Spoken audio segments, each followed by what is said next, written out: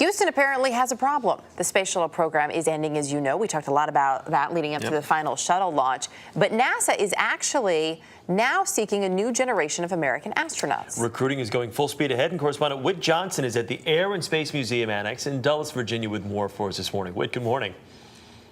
Chris, good morning to you. Well, after 30 years of the space shuttle program, NASA is now undergoing a difficult transition. Yes, as you mentioned, the agency is hiring new astronauts, but the next generation will have some big shoes to fill. That's one small step for man, one giant leap for mankind. They were the pioneers of space travel.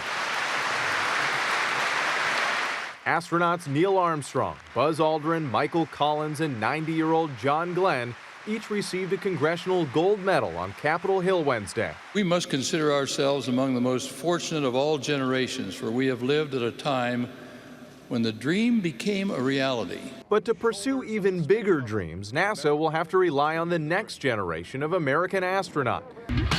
And the agency is pulling out all the stops, releasing a new recruiting video on YouTube this week. Your spaceflight experience begins right here, right now. They're recruiting through January and will be the first astronaut candidate class since the space shuttle fleet retired last summer, which NASA admits has left some with the misconception that Americans are no longer flying into space. Is it going to be difficult to recruit the next generation of American astronauts?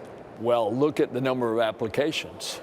Thousands and thousands of applications to be an astronaut. Florida Senator Bill Nelson isn't too worried about recruiting. It is deep in the hearts of the American people.